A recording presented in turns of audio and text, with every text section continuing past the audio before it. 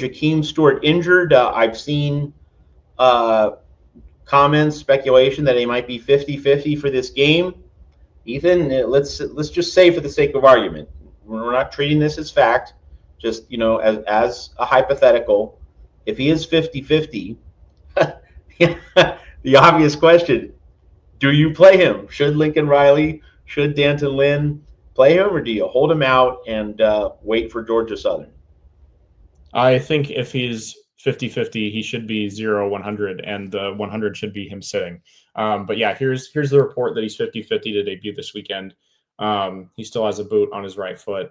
Yeah, I don't think that there's any reason to trot him out there. I get the argument that he's a freshman and that, he hasn't really proven anything, but this is a 5-star guy. This is a guy who you want to be one of your future stars.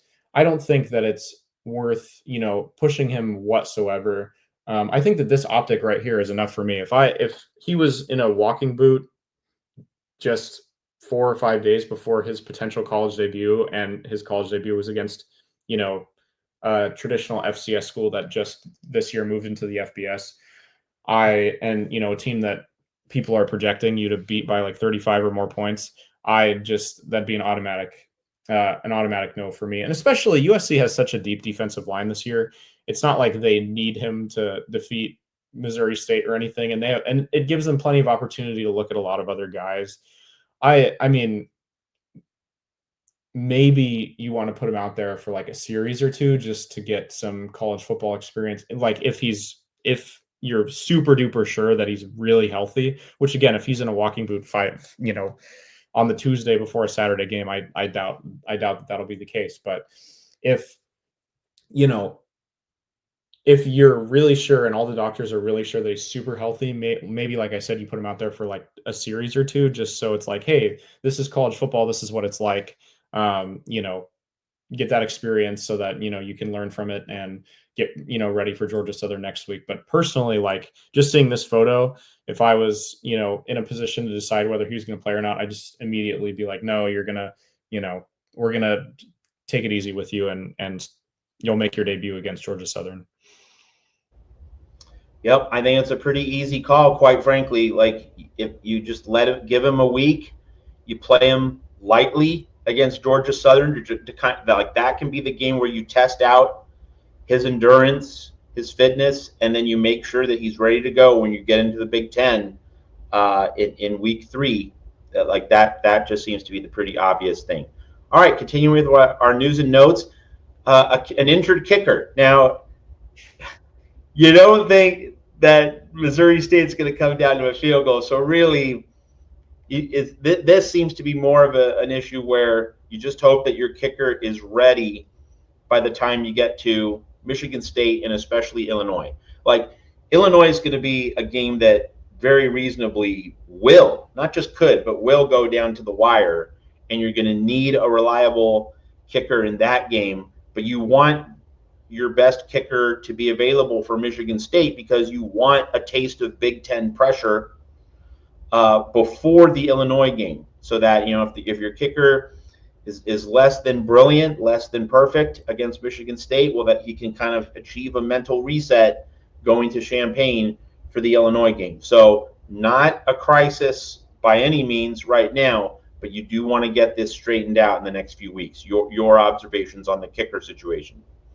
Yeah, I mean, you have a lot of great points there, Matt. I don't think it's anything to freak out about. I mean, some of these headlines you're going to see say like is going to miss week 1, may miss more time. Lincoln Riley says he doesn't think it'll be too long. He reiterated that multiple times. I think it's really interesting, this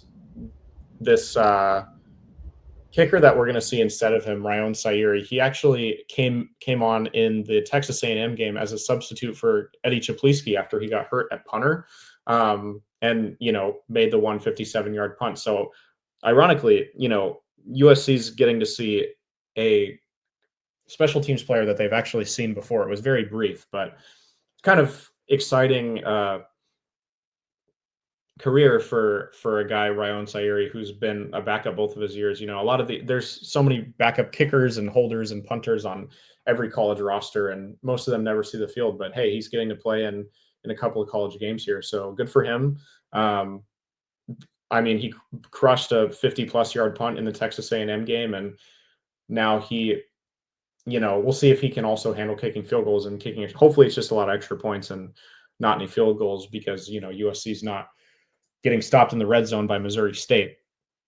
But kind of interesting.